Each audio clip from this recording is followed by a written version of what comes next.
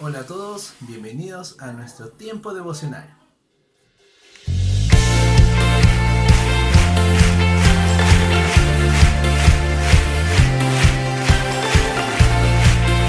El día de hoy estaremos hablando de la carta a los Filipenses capítulo 3 versículos 5 y 6. Pero déjame decirte que vamos a conocer a Pablo de una manera muy detallada. Si aún no sabes muy bien quién era Pablo, el día de hoy te vamos a explicar con mayor detalle quién fue Pablo. En realidad déjame decirle que este devocional es de mucho aprendizaje. Sin más que decir, pasemos a este tiempo. El apóstol Pablo procedió a enumerar 7 elementos de conducta en las cuales confió en otra etapa de su vida y que constituían una religión en todo sentido de la palabra. Si alguien podía haberse salvado por medio de la religión, Saulo de Tarso habría sido ese hombre. Leamos los siguientes versículos. Filipenses capítulo 3, versículos 5 y 6. Circuncidado el 8º día, del linaje de Israel, de la tribu de Benjamín, hebreo de hebreos, en cuanto a la ley, fariseo, en cuanto a celo, perseguidor de la iglesia, en cuanto a la justicia que se basa en la ley, irreprochable. Estimado, estas son cosas acerca de las cuales muchos aún hoy se enorgullecen, pero ninguna de ellas puede salvarle. Vamos a examinarlas una por una. 1. Circuncidado al 8º día. Este era un rito básico en el sistema mosaico, o sea, que en el 8º día sus padres le llevaron al templo o a la sinagoga para que fuera circuncidado. El apóstol aclaró que tenía unos padres piadosos que le criaron de acuerdo con las normas de la ley de Moisés. Recordemos que el Señor Jesús también tuvo unos padres piadosos que le llevaron al templo para circuncidarle. Una de las cosas que nos perjudicaron o reprimieron algunos de nosotros en los primeros años de nuestro ministerio fue el hecho de no haber sido criados en un hogar cristiano. Algunos hemos tenido padres que no aparecerían por la puerta de una iglesia, aunque nos permitieron asistir a la escuela dominical, pero en nuestros hogares nunca se oyó una oración o la lectura de la Biblia. Cuando el autor de este estudio fue a estudiar al seminario, ni siquiera conocía los libros de la Biblia y se encontraba con otros compañeros que habían sido criados en hogares cristianos, que parecían saber tanto sobre la Biblia. Dijo que se sentía en desventaja, como si se hubiera perdido algo. Bueno, Pablo no tuvo esa desventaja. Él pudo decir de sí mismo, circuncidado al 8º día, lo cual indicaba que tuvo unos padres fieles a su fe. 2. Del pueblo de Israel. Probablemente algunos de los judaizantes eran mestizos nacidos, por ejemplo, de madre judía y de padre de otra raza, pero Pablo no lo era. Él era de la raza israelita. Creemos que cualquiera hubiera podido comprobar su genealogía en el templo de aquella época. Pablo tenía una genealogía, unos antecedentes y sabía a qué raza y pueblo pertenecía. 3. De la tribu de Benjamín.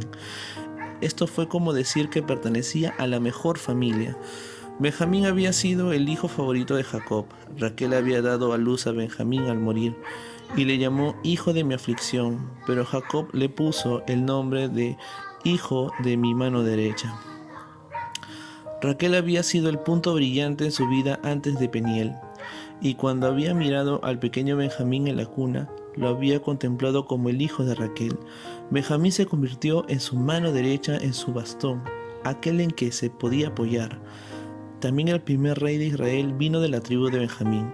Su nombre era Saúl, y en mi opinión a Saulo de Tarso le pusieron el nombre de aquel rey.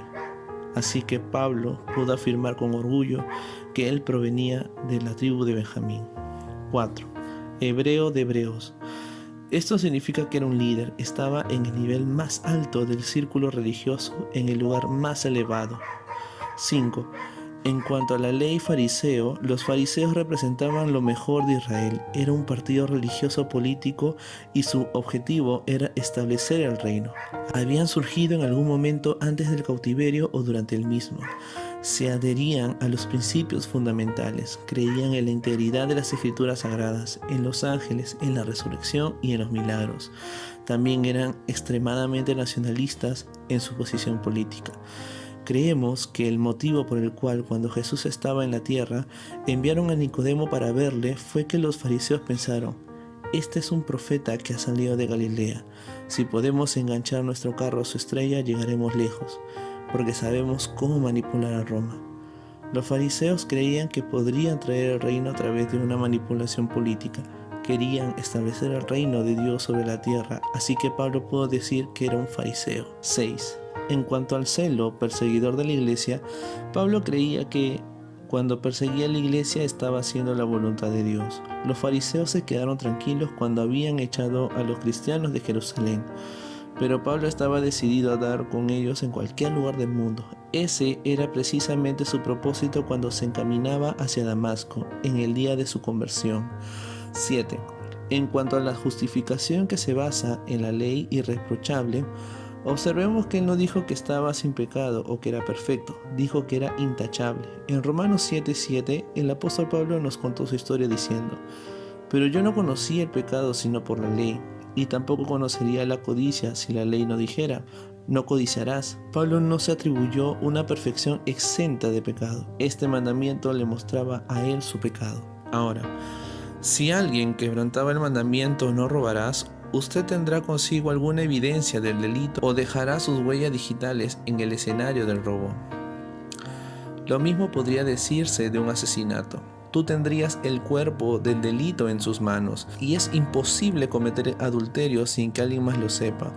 Pero tú puedes codiciar y nadie será tan sabio como para leer tus pensamientos. Si Pablo se hubiera mantenido en silencio, podríamos pensar que había alcanzado un estado de perfección impecable, pero él mismo con mucha sinceridad dijo que no había llegado a ese estado. En Romanos 7:11, llegó a decir que el pecado se aprovechó del mandamiento de la ley, le engañó y por medio de él le dio muerte. En la frase "en cuanto a la justicia que se basa en la ley irreprochable", lo que Pablo quiso decir era que él había traído el sacrificio apropiado para su pecado, para obrar rectamente ante Dios. Pablo era sincero. Desde el punto de vista de la ley era un santo. Tenía todo el derecho de decir: si alguno piensa que tiene de qué confiar en esfuerzos humanos, yo más. Sabemos que un comerciante tiene que llevar un libro de control llamado el libro mayor, en el cual se detalla el debe y el haber. Estas fueron las cosas que Pablo hizo en el haber.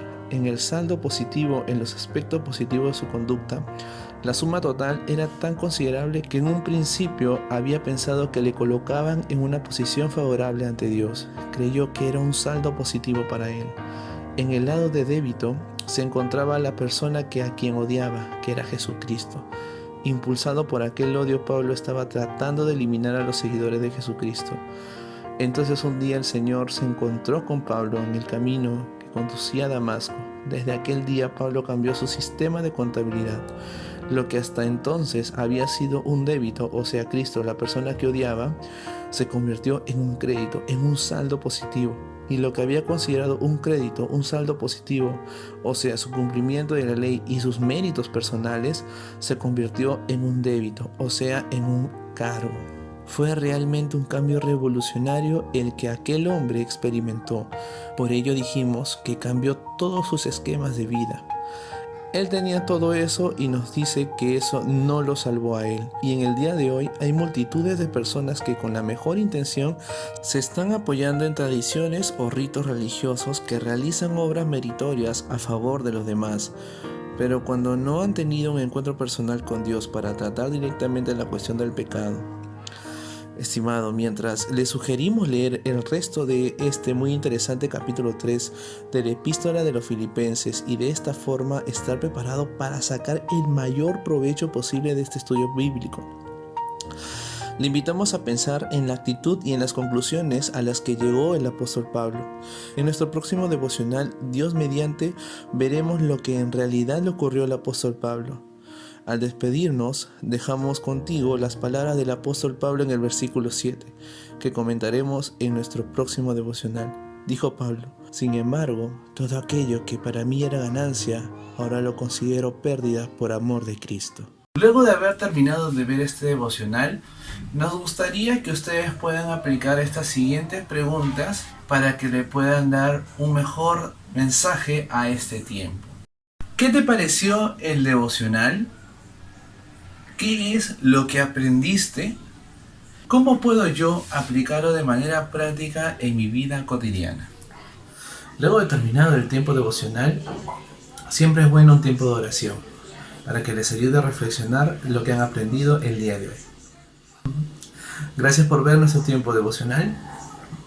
Los invitamos a que puedan suscribirse y a darle like y compartir. Además, también van a entrar a nuestras redes sociales, en Facebook o en Instagram. Estamos martes y algunos hacemos reuniones internas mediante el Zoom. Si quieres ser parte de esta reunión, puedes escribirnos en la caja de comentarios o de repente por inbox, para que también puedas chatear con nosotros o también estar en una videollamada. Yo me quedo en casa, no se olviden, siempre la persona más responsable es la que tiene que salir. Y por último, para recalcar, el día miércoles tenemos ayuno en toda la iglesia. Nosotros pertenecemos a la Alianza Cristiana y Misionera de Surco y el pastor Orlando va a realizar un ayuno en todo el día. Desde las 9 de la mañana vamos a estar en la descripción. Voy a dejar el link de nuestra Alianza de Surco para que ustedes puedan ver al momento de que ingrese uno de nuestros hermanos a seguir la prédica. Los invitamos el día de mañana miércoles desde las 9 de la mañana. Van a estar divididos por bloques. Y el último a las 8 de la noche tendremos también nuestra noche de oración. No te olvides, mañana a las 8 de la noche. Sin más que decir, gracias y que tengas un buen día.